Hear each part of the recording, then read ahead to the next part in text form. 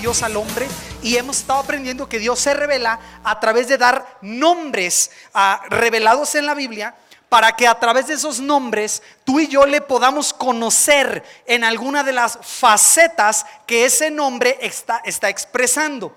Y empezamos la semana pasada a estudiar uno de los nombres que se utilizan para el Señor Jesús más veces en el libro de Apocalipsis que ningún otro nombre. O sea que cuando usted estudia Apocalipsis va a encontrar el nombre de Señor, va a encontrar Cristo y va a encontrar Jesús, va a encontrar Salvador. Pero el nombre que más va a encontrar en el libro de Apocalipsis es el nombre del Cordero de Dios. Ahora, lo que hicimos como una situación un poquito diferente o excepcional a lo que estamos haciendo con los otros nombres es rastrear este concepto en la Biblia desde el Génesis para entender por qué en Apocalipsis y en el Nuevo Testamento a Jesús de Nazaret se le conoce como Cordero de Dios. Y la figura que estamos usando es como si usted tuviera en sus manos allí imaginariamente un listón color púrpura que vamos a tejer desde la pasta de su Biblia por los principales pasajes de toda la Escritura, desde Génesis hasta Apocalipsis, rastreando este concepto. Si usted estuvo con nosotros la semana pasada o ha visto el video o lo va a ver, va a recordar lo que voy a explicar ahora, o va a ver más detalladamente lo que voy a explicar ahora muy rápido. Si usted toma ese listón púrpura del concepto de un Dios que busca, déjeme corregir la palabra, no busca, requiere el sacrificio de sangre. ¿De dónde viene esta idea? Habíamos hecho la pregunta la semana pasada y contestado esa pregunta también, de que por qué razón en la mayoría, absoluta mayoría de las religiones y de las culturas a través de toda la historia y en todos los lugares del planeta existe el concepto del sacrificio.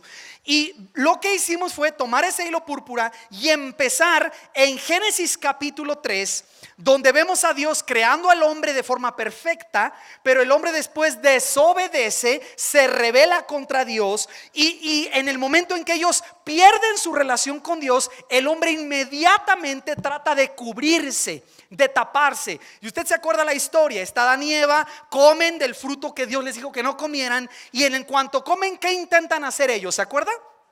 Intentan taparse. ¿Con qué se tapan? ¿Con qué se cubren?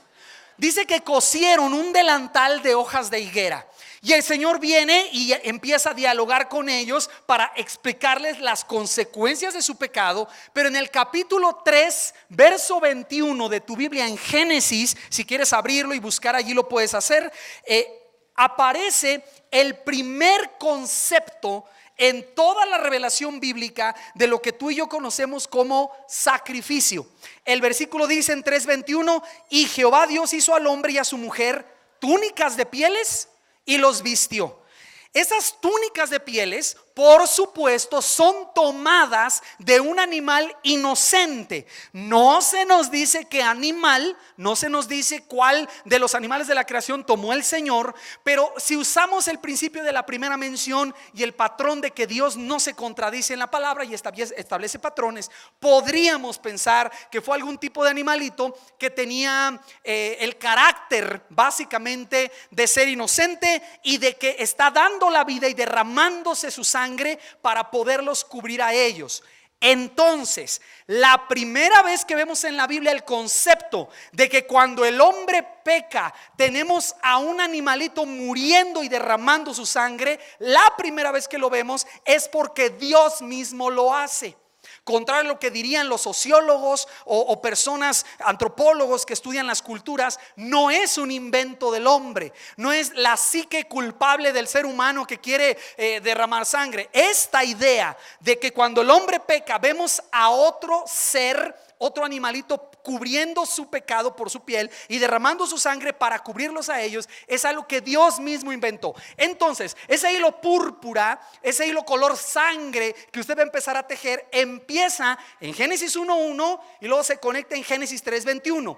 Seguimos allí después hasta los primeros seres humanos registrados como hijos de Adán y Eva, que son Caín y Abel, y ellos se presentan delante de Dios. Y ustedes se acuerdan cuando se presentan delante de Dios, ¿iban con las manos vacías? No, cada uno traía. Caín era agricultor, ¿qué llevó? Frutos de la tierra. Y Abel era pastor de ovejas, ¿qué llevó? De lo mejor del ganado, de lo más gordo del ganado. Y se lo presentan a Dios. Ahora usted se acuerda, cuando Caín presenta su ofrenda, ¿hubo sangre?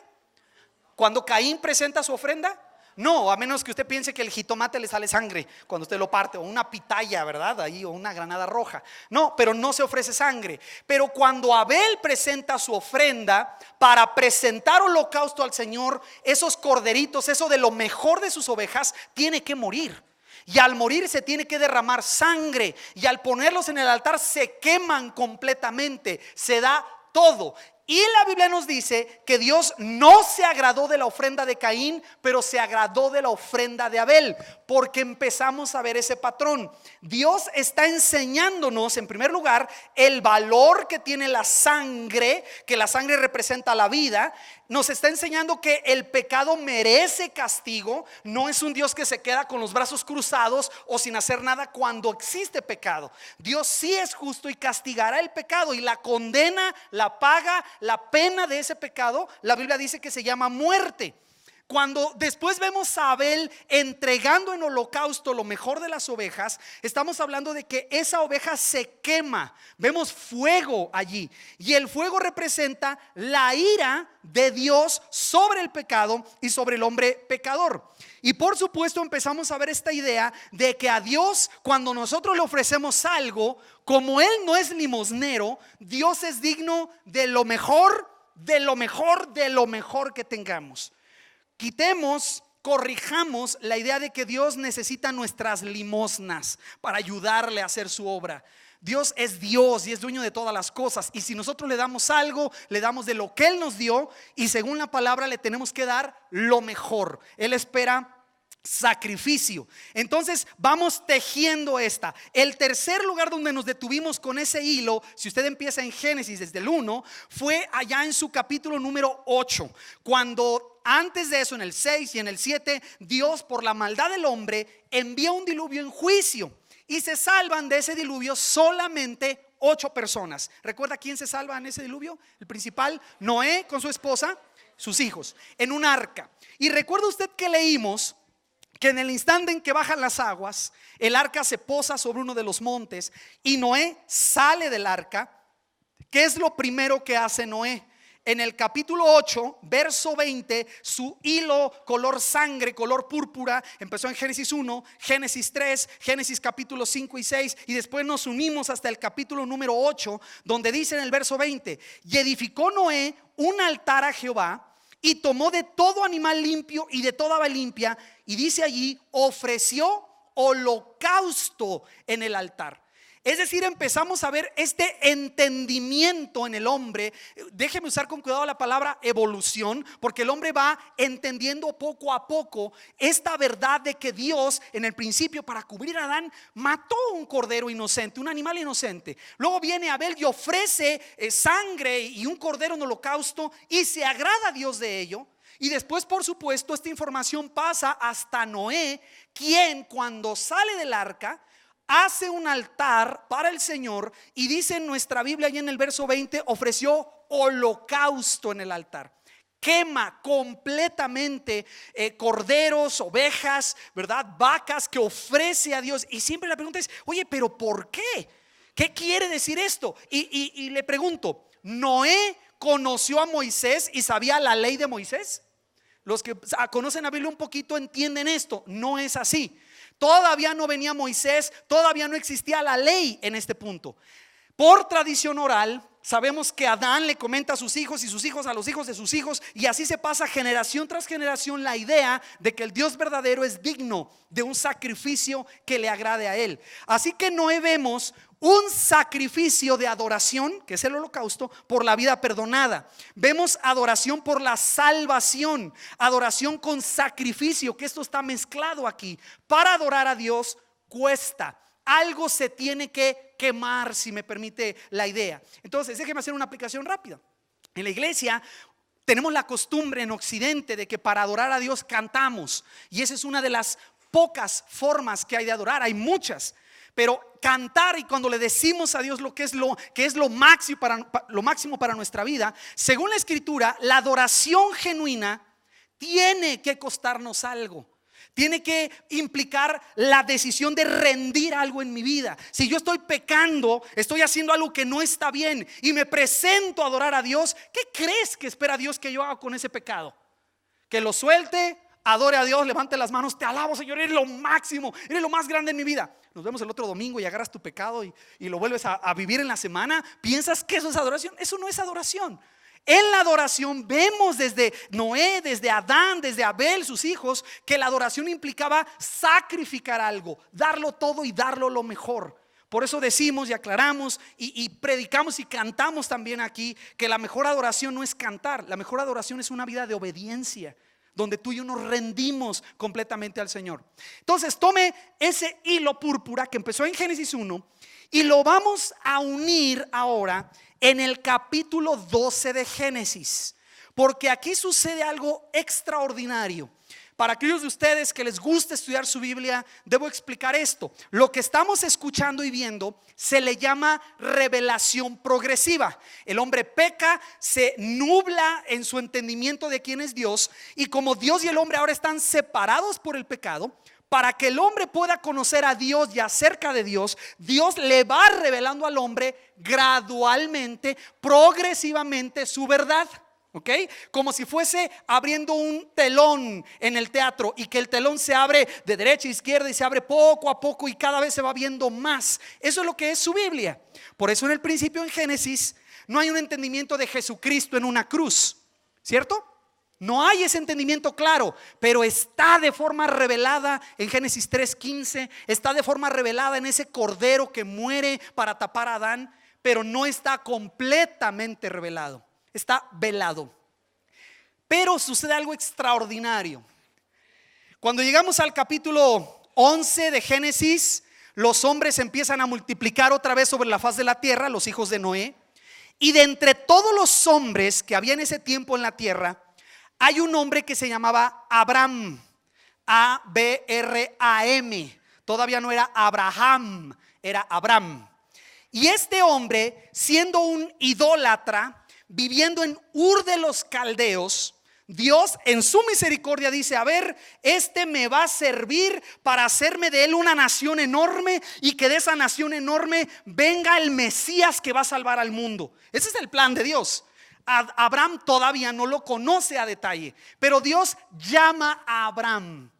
Y al llamar a Abraham y decirle: Abraham, yo voy a hacer de ti una nación grande, sal de tu tierra, sal de tu parentela, yo voy a hacer de ti una nación enorme, de ti van a salir reyes, y en tu simiente, en tus hijos, van a ser benditas todas las naciones de la tierra. Esa es la promesa. La puede leer en Génesis 12, versículo número 1. Pero Jehová había dicho a Abraham: vete de tu tierra y de tu parentela y de la casa de tu padre a la tierra que te mostraré, y haré de ti una nación grande, y te bendeciré y engrandeceré tu nombre, y serás bendición. Ahora te tengo que explicar algo.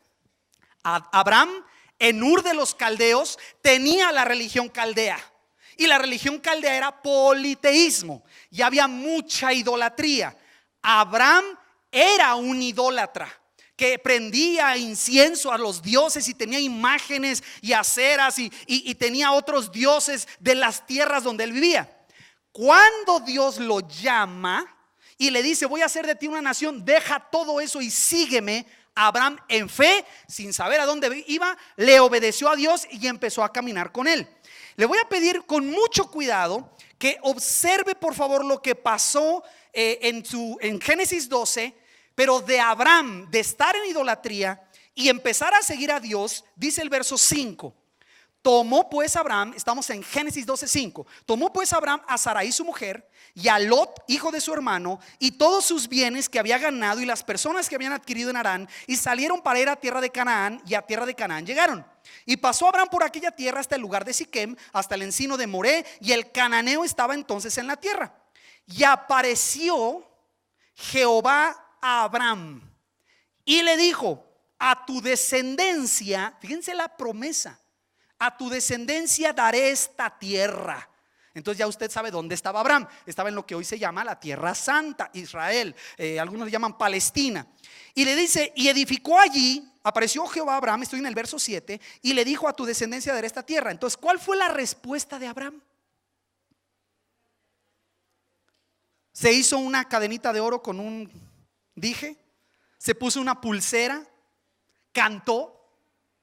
¿Cuál fue la respuesta de Abraham a lo que Dios le dijo? Dice tu verso 7: y edificó allí un altar a Jehová, quien le había aparecido. Ahora, ¿para qué eran los altares? ¿Se acuerda? Para sacrificio. Si usted avanza y sigue leyendo el versículo 8, luego se pasó de allá un monte al oriente de Betel y plantó su tienda, teniendo a Betel al occidente y a Ai al oriente. ¿Y qué hizo Abraham? Y edificó allí altar a Jehová e invocó el nombre de Jehová. Capítulo 13. En el capítulo 13 empiezan a suceder otras cosas después de los viajes de Abraham. Anda de peregrino, caminando de por acá y por allá, de nómada. Y en el capítulo 13 dice el versículo número 13: y volvió por sus jornadas desde el Negev hasta Betel, hasta el lugar donde había estado antes de su tienda, entre Betel y Ai, al lugar del altar que había hecho allí antes. ¿Y qué hizo Abraham? Allí invocó Abraham el nombre de Jehová. Observe, un altar, Abraham siendo idólatra, se liga, empieza una relación con el Dios verdadero, y el concepto de sacrificio, de poner en el altar animalitos que derraman su sangre y son quemados en el altar, Abraham ya lo tenía, y todavía no existía la ley judía, todavía no existía Moisés, todavía no nace. Pero en el momento en que un hombre es escogido por Dios, ese hombre obtiene de Dios el concepto de que no se puede acercar a Dios ni puede invocar a Dios si no hay un sacrificio. Capítulo 13, versículo 18: Abraham pues, removiendo su tienda, vino y moró en el encinar de Mamre, que está en Hebrón. ¿Y qué hizo allí? Edificó allí altar a Jehová. Ahora, con Abraham tenemos que hacer un paréntesis, ¿ok? Y le voy a pedir su atención en esto un momento. Abraham es el hombre escogido por Dios para ser el padre de la nación que traería al Mesías para perdonar al hombre sus pecados. Pero para que eso sucediera, la promesa ¿cuál fue? Que él iba a tener una simiente, una familia. Pero la historia bíblica nos cuenta que Abraham era ya viejo, 75 años, y su esposa era estéril y no tenían hijo. Y Dios le prometió que su familia, su descendencia, sus hijos serían una bendición a todas las naciones de la tierra. Entonces, la historia bíblica nos cuenta que después de una serie de dudas y esperar 25 años, para que no se desespere, Abraham esperó 25 años. Cuando tenía 99 años de edad, ya viejo, su esposa estéril, Dios les concede la bendición de darles un hijo en su vejez. Ese hijo se llamó Isaac. Nace Isaac y era, imagínate, el deleite de Abraham. Pero luego pasa algo extraordinario. Se calcula que cuando Isaac tendría 16, 17 años de edad, Dios va caminando con Abraham, Abraham va caminando con Dios. Dice la Biblia que se veían cara a cara casi, ¿verdad? Y tenían una relación donde Abraham tenía mucha fe. Pero pasa algo extraordinario. En el capítulo 22 tenemos un evento único, pero que es muy importante en la revelación progresiva. Entonces, toma tu hilo púrpura, tu listón púrpura. Empieza en Génesis con Dios tomando un cordero, Abel sacrificando ovejas, que después es lo mismo que repite Noé. Hace altares para adorar a Dios. Luego Abraham, cada que tiene un encuentro con Dios, hace un altar y ofrece holocausto. Pero cuando llegamos al 22 pasa algo extraordinario. Dice en 22:1: aconteció después de estas cosas, Génesis 22, que probó Dios a Abraham y le dijo: Abraham, y él respondió: heme aquí. Y dijo, fíjate bien, toma ahora tu hijo, tu único. ¿A quién se refiere? Isaac. Ahí está el texto. No es Ismael el adoptado, el que es el hijo de la esclava Agar. No, le dice: toma ahora tu hijo, tu único Isaac, a quien amas. ¿Te imaginas? Su único hijo, su primogénito de su esposa, ¿verdad? Sara. Y le dice: y vete a tierra de Moría o Moriah y ofrécelo allí en holocausto sobre uno de los montes que yo te diré. A ver, vamos a detenernos aquí. Esto es extraordinario, porque según a ustedes han leído la Biblia alguna vez. ¿Ustedes han visto en la Biblia que Dios, el Dios verdadero, pide sacrificios humanos? Es interesante, porque si yo lo pregunto así directo, en frío, yo tendría que contestar que sí, porque Dios, el único Dios verdadero, sacrificó a su único hijo en una cruz. Es un sacrificio humano. Pero si lo entendemos desde otro punto de vista, por supuesto que no, porque Dios no quiere la muerte del hombre, porque ama al hombre, pero el hombre tiene que pagar por el pecado. Entonces, para que el hombre sobreviva y no muera por su propio pecado, Dios diseña en su sabiduría este sustituto, que es un animalito, un cordero que muere en lugar del hombre. Pero en Génesis 22 tenemos otro rollo, tenemos otra cosa. Tenemos a Dios mismo pidiéndole a Abraham que sacrifique a su hijo en un altar en holocausto. Y no podemos detenernos tanto tiempo en lo de Abraham, pero vamos a ver unos versículos que nos ayudan a entender qué es lo que está pasando allí. Dice el versículo número 3: Abraham se levantó muy de mañana, enalbardó su asno, tomó consigo 2 siervos suyos y a Isaac su hijo. ¿Qué hizo Abraham? Cortó leña para el holocausto. Entonces te pregunto, ¿qué se iba a hacer en ese lugar? Holocausto, o sea, un sacrificio. ¿Cómo se sacrifica algo? ¿Un dedo? ¿2? ¿O todo? Todo. Y Dios le pide algo extraordinario a Abraham. Le dice: a ver, dame a tu hijo. Y dice la Biblia en Génesis 1, en el 22:1, que Dios lo probó. Está probando a Abraham, a ver si ama más a Dios por lo que él es o por lo que Dios le da. Es algo interesante.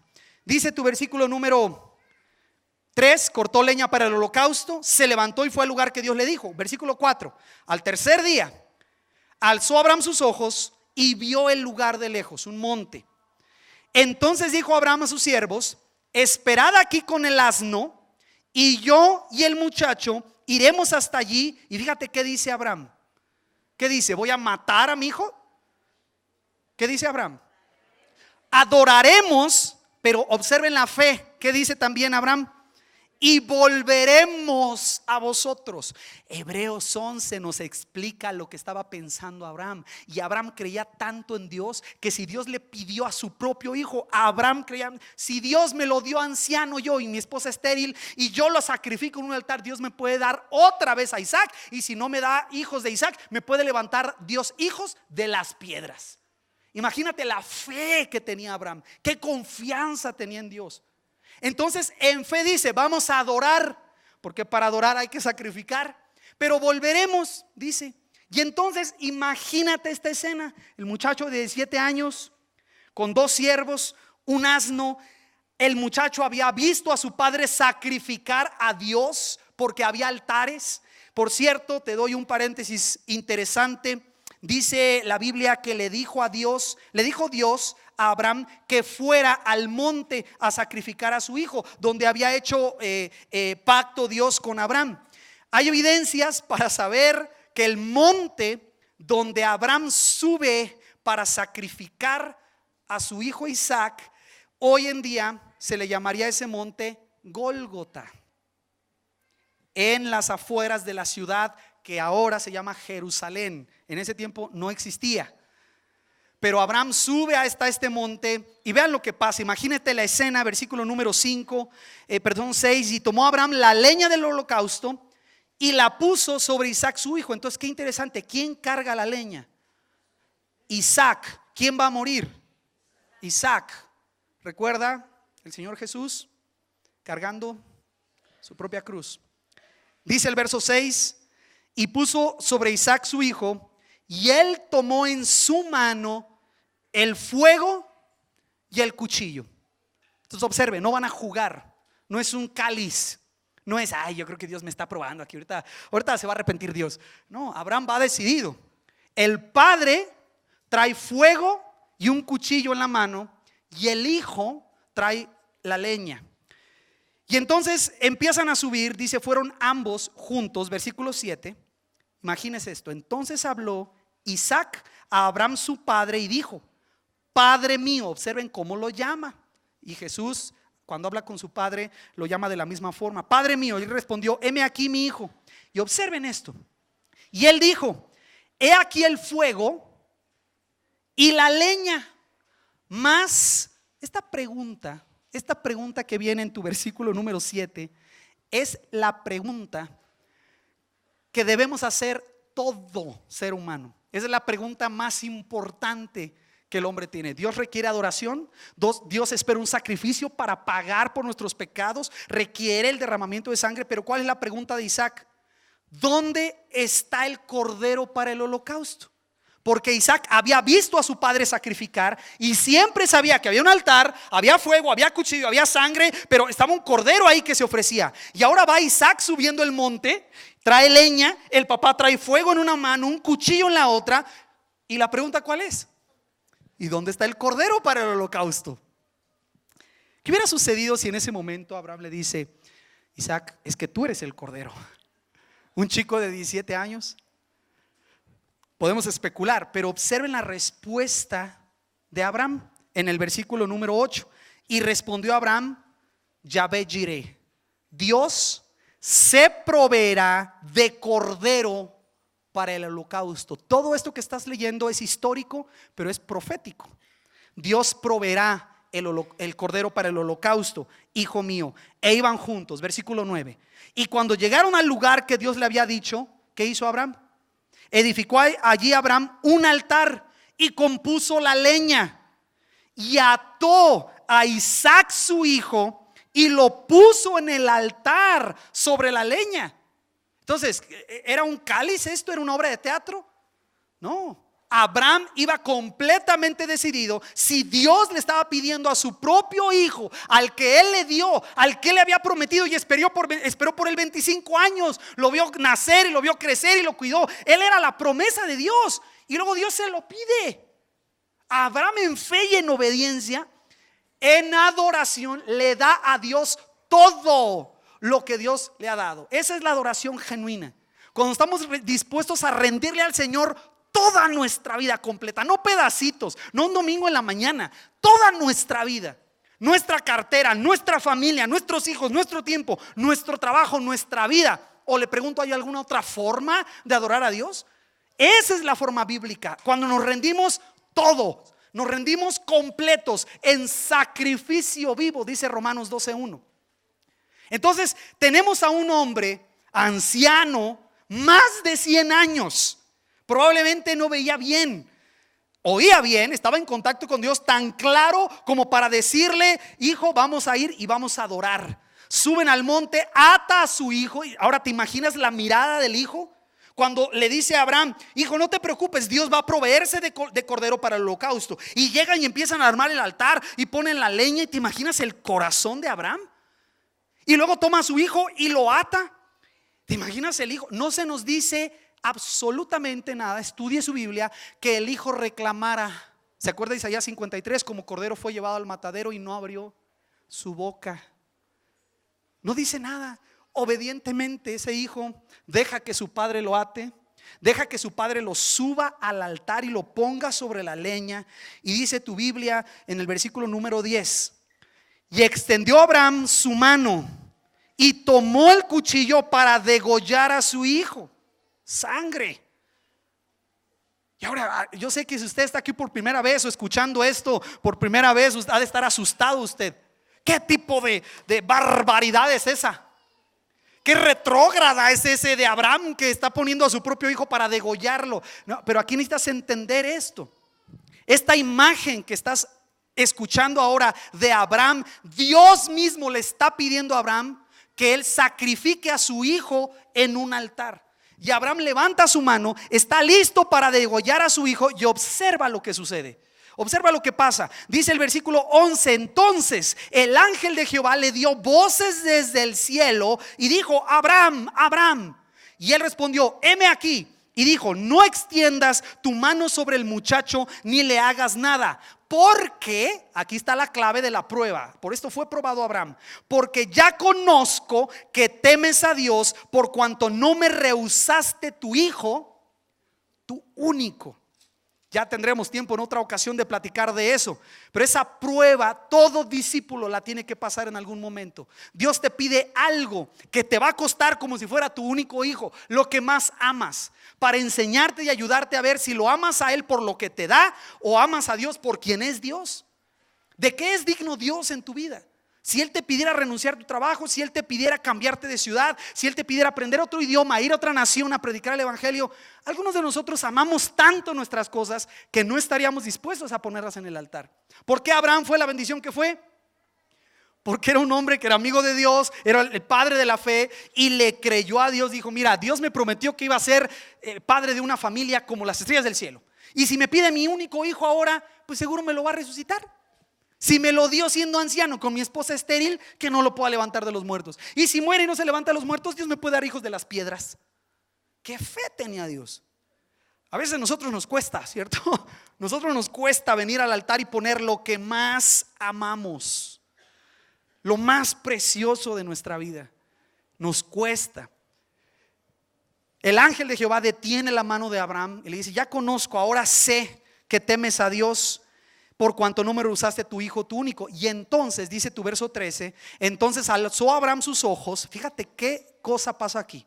Alzó Abraham sus ojos y miró, y he aquí a sus espaldas un carnero trabado en un zarzal por sus cuernos.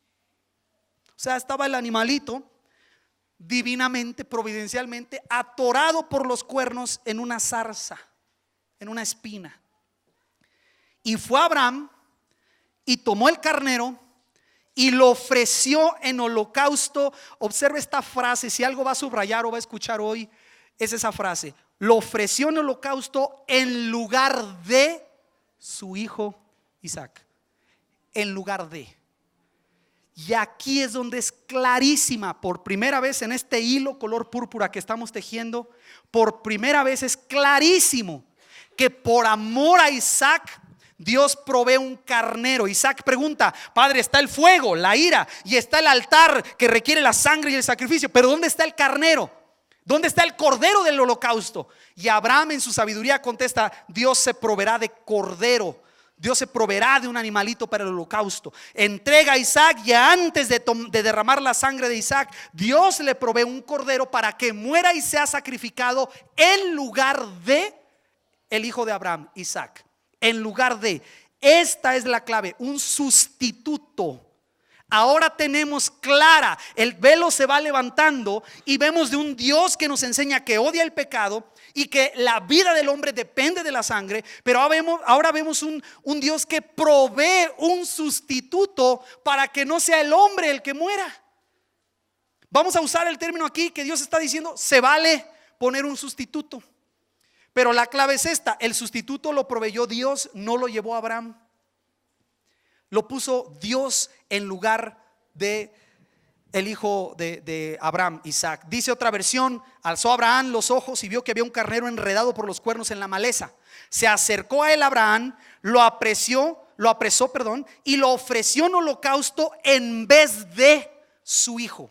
En vez de, en lugar de, en sustitución de. Entonces, vamos a ser bien claros, ¿sale? Si tenemos un Dios justo que es santo y castiga el pecado, y yo peco, ¿quién debería de morir? Yo. Entonces hay gente que dice: Dios no es justo. No sabes lo que estás diciendo. Te sostengo que no sabes lo que estás diciendo. Cuando tú pones en duda la justicia de Dios porque no condena a los secuestradores, o no termina con la violencia en Michoacán, o no termina con los narcotraficantes y violadores, si tú dices Dios no es justo, no sabes lo que estás diciendo. Porque bíblicamente todos nosotros hemos pecado. Y si estás hablando que Dios tiene que ser solamente justo, tú y yo seríamos los primeros que tendríamos que recibir la ira de Dios por nuestro propio pecado. Pero aquí tienes una noticia en la Biblia. En lugar de que se derrame tu sangre, fíjate la noticia de la Biblia. Es necesario que se derrame sangre porque Dios es justo. No puede pasar por alto el pecado. Pero aquí por primera vez en la revelación bíblica ves que Dios provee un cordero que es sustituto para que Isaac no muera y derrame su sangre. Entonces te pregunto, ¿qué prefieres? ¿Que Dios sea justo y derramar tu sangre? ¿O que Dios sea justo, demande sangre, pero en su misericordia provea un carnero para el holocausto? Es una pregunta de lógica. ¿Qué prefieres? Hay quien es rebelde y dice: no me importa, yo estoy dispuesto a dar mi sangre, yo quiero morir, yo soy responsable. Adelante, Dios va a tomar tus palabras en cuenta. Si eres como yo digo: no, yo no quiero morir, yo no quiero vivir alejado de Dios. ¿Dónde está el cordero? Esa es la pregunta. Y esa preguntita que hizo Isaac de forma profética en tu Biblia, ahí en el versículo número 7 en Génesis 22, esa pregunta es la que va a estar sonando todo el Antiguo Testamento. ¿Y dónde está el cordero? ¿Y dónde está el cordero? La ira de Dios está ahí, el fuego está ahí, el cuchillo está ahí, el altar está ahí, pero ¿dónde está el cordero? Y la respuesta de la Biblia, miren, no se preocupen, Dios se proveerá de cordero para el holocausto, hijo mío. Y la historia de Abraham e Isaac, cuando Dios le pide que sacrifique a su hijo, es la enseñanza perfecta para enseñarnos, mostrarnos en forma de un cuadro lo que Dios habría de hacer en el futuro. Te repito, aquí todavía no existía en forma el pueblo judío, el pueblo de Israel. Entonces llevas 4 estaciones en tu hilo color púrpura. Dios cubriendo a Adán y Eva de pieles de un animal inocente. Abel ofrece sacrificios de carneros, corderos, a los que Dios se agrada de ellos. Luego Noé sale del arca y presenta un altar, pone un altar donde ofrece holocausto.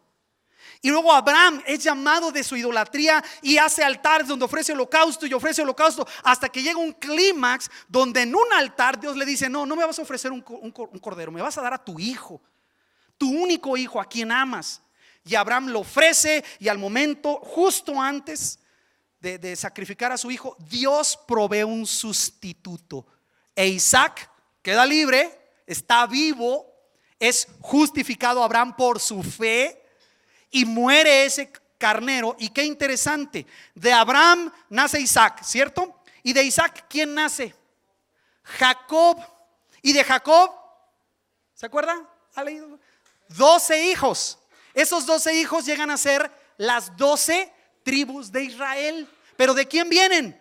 De Jacob, que por cierto la esposa de Isaac también era estéril, ¿verdad? Y Dios poderosamente le da a sus hijos. Pero de Jacob vienen 12 hijos. Y Jacob viene de Isaac, que pasó por un altar, que estuvo a punto de rendir su vida, y por su propio pecado Dios pudo haber demandado la vida de Isaac. Y por el pecado de Abraham, porque usted lea las veces que Abraham la regó y pecó y se equivocó, y terminaba Abraham en un altar ofreciendo. Pero mire qué interesante, Abraham primero se le da a su hijo Isaac, y de Isaac viene Jacob. Jacob, después de un tiempo y una historia larga, tiene 12 hijos. Estos 12 hijos, voy a poner la historia de ellos compactada en una cápsula.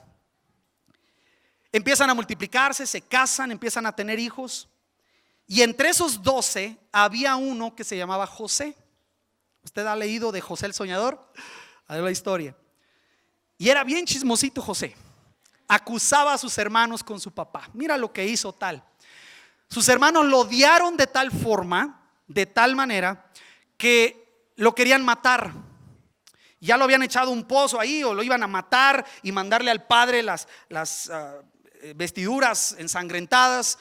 Y dice la Biblia que el mayor dijo: no hay que matarlo, mejor hay que echarlo nomás al pozo, ¿no? Y lo echaron al pozo. Y en ese momento iban pasando unas caravanas de ismaelitas que iban a Egipto, y sucede que esos vendían y comerciaban con esclavos. Y dice uno: no hay que matarlo, mejor hay que venderlo como esclavo. Y traemos sus vestiduras, las llenamos de sangre de un corderito que matemos, y se las enseñamos a nuestro papá y le decimos que lo mató una bestia del campo. Y la historia corta es que José es vendido como esclavo a Egipto, llega a Egipto, sufre años en la cárcel acusado falsamente, lo dejan plantado el copero de Faraón y el panadero de Faraón. Y la historia es que al final del tiempo Dios lo levanta porque le da el poder de interpretar sueños, y estos sueños eran que iban a venir 7 años de abundancia para Egipto y 7 años de hambre. ¿Ok? Entonces Dios le da a Faraón los sueños, nadie se los puede revelar, y José es levantado por Dios para que le revele los sueños. Y le dice: Faraón, va a haber 7 años de abundancia y 7 años de mucha hambre. ¿Qué te parece, Faraón, si te consigues un hombre que durante esos 7 años quinte al pueblo? O sea, 2 diezmos de todo lo que juntan, para que cuando haya hambre tengamos que comer. Y si no hay, va a haber para nosotros y para venderle a los demás. Y dice Faraón: ¿dónde vamos a encontrar ese hombre? Pues tú, José. Lo levanta, lo hace el segundo de Faraón. Y luego la historia nos cuenta que los hermanos, cuando empieza el hambre, no tenían dónde comer. ¿Y a dónde crees que fueron a comprar comida? A Egipto. Y cuando están buscando comida en Egipto, que se encuentran al segundo de Faraón, que era el administrador de la comida, y era José. Y ellos no sabían que José estaba vivo. Entonces la historia nos cuenta que se reconcilian y les dice: no se preocupen, Dios me mandó aquí para preservarles la vida. Es más, dice: vénganse todos a Egipto. Y Jacob con sus hijos se mudan a vivir a Egipto. Se levanta un rey después, ellos empiezan a prosperar de tal manera que se hacen un montón. Empiezan a llenar la tierra de judíos, ahora sí, de los hijos de Jacob, que eran hijos de Isaac, era hijo de Isaac, e Isaac era hijo de Abraham. Fíjate de dónde viene la línea. Llegan a Egipto, prosperan, se hacen muchísimos, hasta que en una ocasión se levanta un rey, un faraón, que no conocía a José. Y dice: ¿y estos judíos quiénes son? Estos que andaban caminando en el desierto, luego se nos vinieron a establecer aquí. Estos migrantes colados, ¿quiénes son? Y empezó a oprimirlos, empezó a castigarlos, los esclavizó.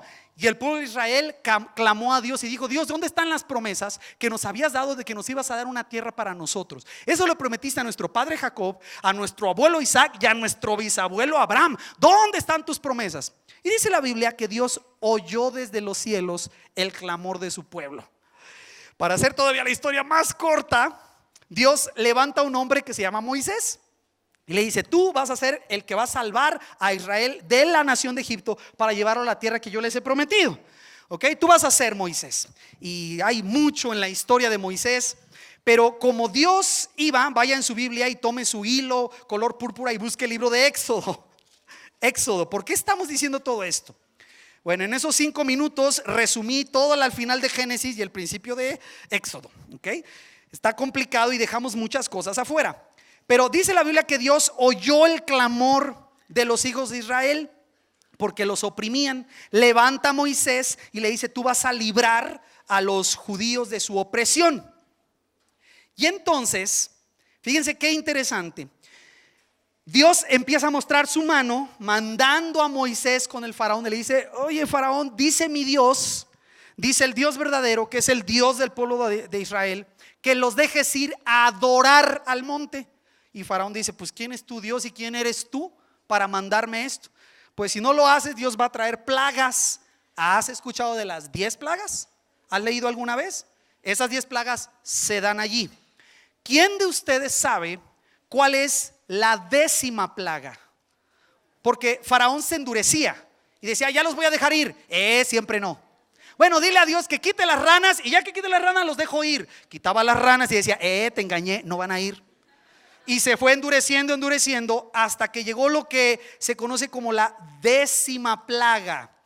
Y la 10ª plaga aparece en tu Biblia en el capítulo número 12. Y con esa vamos a terminar el día de hoy. ¿Por qué estamos aquí? ¿Qué tiene que ver esto? ¿No? Bueno, dice en Éxodo capítulo 12: habló Jehová a Moisés y a Aarón en la tierra de Egipto diciendo: este mes, le está diciendo Dios a los judíos, ¿sale? No a Egipto, a los judíos. Este mes os será principio de los meses, para vosotros será este el primero en los meses del año. Es decir, Dios les dice: a partir de hoy, este va a ser su año nuevo. ¿Ok? Para el pueblo de Israel. Por eso ellos tienen un calendario diferente al nuestro. Hablad a toda la congregación de Israel diciendo: en el 10 de este mes, fíjate la orden, tómese cada uno un cordero según las familias de los padres, un cordero por familia. Mas si la familia fuera tan pequeña que no baste para comer el cordero, entonces él y su vecino inmediato a su casa tomarán uno según el número de las personas, conforme al comer de cada hombre. Haréis la cuenta sobre el cordero. El animal será sin defecto, macho de 1 año. Lo tomaréis de las ovejas o de las cabras y lo guardaréis hasta el día 14 de este mes. ¿Y luego qué van a hacer por familia? Lo inmolará. ¿Qué significa inmolar? Correcto, matar. ¿Ok? Matarlo. Lo inmolará toda la congregación del pueblo de Israel entre las 2 tardes, entre el mediodía y las 6 de la tarde. Ese es el rango de tiempo. Y fíjense el 7. Estamos en Egipto, la 10ª plaga, han sucedido un montón de cosas. Y dice el verso 7: y tomarán de la sangre ¿de quién?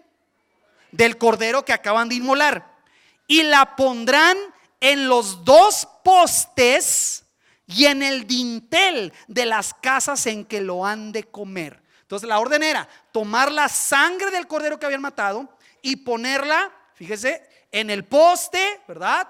Y luego en el dintel. Fíjese, vertical y luego horizontal.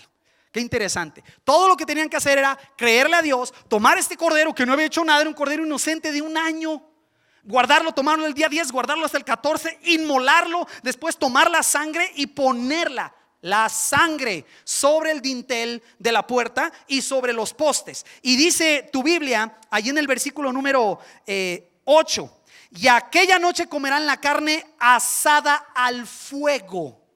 ¿Se fija la idea de fuego? Ese cordero no era cocido, no era un caldito, ¿verdad? No era una barbacoa.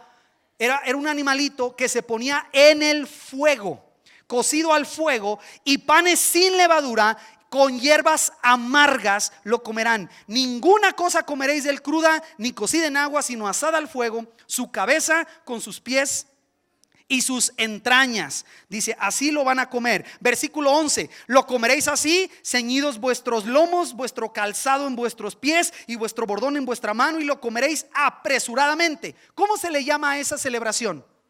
Ahí dice en su versículo 11: es la Pascua de Jehová. Es una fiesta judía para celebrar el año donde mataban un cordero. Ahora, ¿qué está pasando aquí? Dice el versículo número 22, brinca al 22 y vamos a cerrar esta idea. Versículo 22: tomad un manojo de hisopo. Hisopo es una plantita, una hierbita, ¿sale? Vas a tomar un manojo de hisopo y mojadlo en la sangre que estará en un lebrillo, y untad el dintel y los 2 postes con la sangre que estará en el lebrillo, y ninguno de vosotros salga de las puertas de su casa hasta la mañana, porque Jehová pasará hiriendo a los egipcios, y cuando vea la sangre en el dintel y en los 2 postes, fíjate la frase: pasará Jehová aquella puerta y no dejará entrar al heridor a vuestras casas para herir. Qué rito para nosotros, ¿no? Qué rito más extraño, ¿no? ¿Te imaginas si alguien hiciera eso hoy? Lo acusan de brujería o crueldad animal. ¿Te imaginas matar un cordero y en la puerta de tu casa tomar la sangre y poner sangre en los postes y luego en el dintel de las puertas y te metes? ¿Por qué? Porque la 10ª plaga, dice la Biblia, ya estuvo con Faraón. Le voy a demostrar que él no es Dios, porque los faraones egipcios creían que ellos eran Dios, y su primogénito, quien tomaría el reino, era Dios, era el Hijo de Dios. Qué interesante. Y Dios va y golpea, como cada una de las plagas eran golpes directos a los dioses egipcios. La última, la máxima de esas plagas es que tomaría la vida de los primogénitos de todos los egipcios. ¿Por qué? Por causa del pecado. ¿Cómo le haría usted ese día si usted fuera un judío y quisiera salvar la vida de su primogénito? ¿Cómo le harías? Necesitas un sustituto. Necesitas un corderito de 1 año tomado el día 10, que es inmolado el 14, y derramas su sangre y lo pones en un altar, y su sangre cubre la puerta de tu casa, para que cuando venga, dice la Biblia, el ángel de la muerte, el destruidor, no toque a tus hijos, no toque tu familia. ¿Qué figura más clara de que ese cordero salva a aquel que merece la muerte? Escucha, yo merezco la muerte, pero ese cordero salva. Cuando se aplica su sangre, salva al que merece la muerte. ¿Por qué? Pues porque Dios es misericordioso y está siendo misericordioso conmigo, pero está aplicando su justicia al derramar sangre. Y te animo a que leas en tu casa lo que sucede en ese momento con el pueblo de Israel. Llega la noche, caen las tinieblas sobre la nación de Egipto y empieza a escucharse el clamor, porque dice la Biblia que vino el ángel de la muerte. Y por causa del pecado de los egipcios, no pienses aquí en un Dios injusto, cruel. Por causa del pecado, todos merecemos la muerte, pero está aplicando Dios su justicia y está tomando la vida del primogénito que no tiene quien lo sustituya. No tiene sangre que pague por él. No tiene sangre que lo proteja de la muerte que merece. Déjame hablar así bien humano. Qué idea tan rara, ¿no? Qué idea tan loca pudiera parecer. Sangre derramada de un cordero. Pero es otra vez, Dios está revelando, levantando el velo, quitando el velo y mostrándonos que el pecado no es cualquier cosa. El pecado no se pasa por alto, el pecado se paga. Y la noticia es: o lo pagas tú con tu sangre, o ¿dónde está el cordero? ¿Dónde está el cordero? ¿Quién paga por ti? Todo el mal que has hecho, las veces que has mentido, las veces que has lastimado a alguien, que yo he ofendido, son ofensas a Dios, se llama pecado. Y según la Biblia, la condena por esa mentira que dijiste, por más blanca que parezca, la condena se llama muerte. ¿Cómo le hace Dios para que tú y yo no muramos?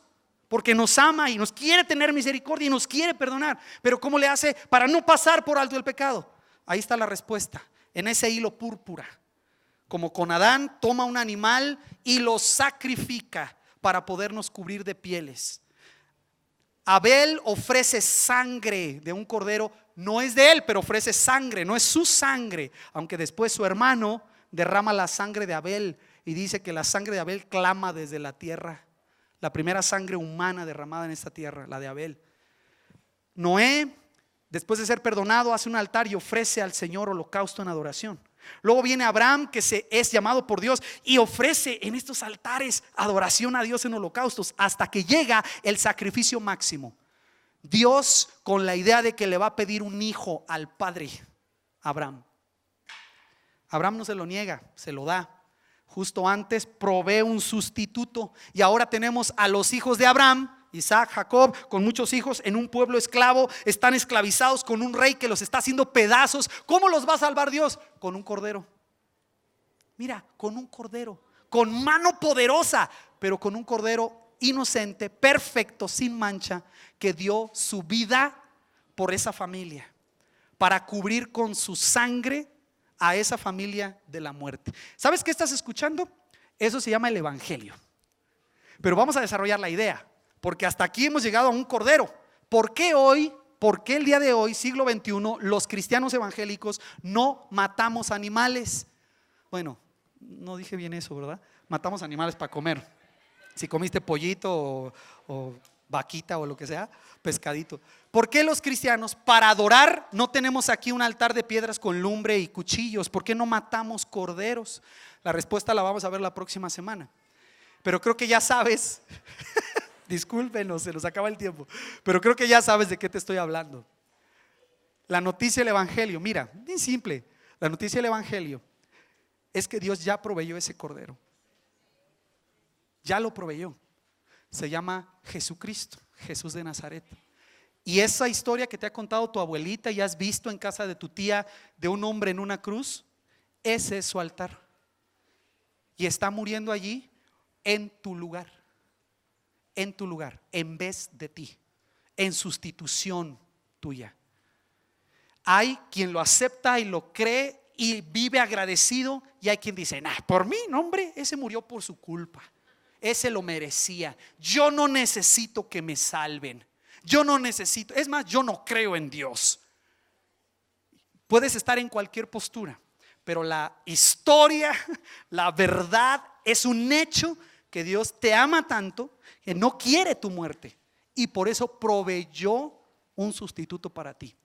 ¿Para qué estamos aquí? ¿De qué se trata todo este rollo de la iglesia? Para anunciarte esa noticia de que el Cordero ya vino. Se llama Jesús de Nazaret. Y si tú decides creer, lo que Dios te está ofreciendo, tú puedes tener una vida nueva, porque ahora el Cordero puede perdonar tu pecado, puede ser cubierto con su sangre y puedes tener vida, puedes ser librado de la muerte.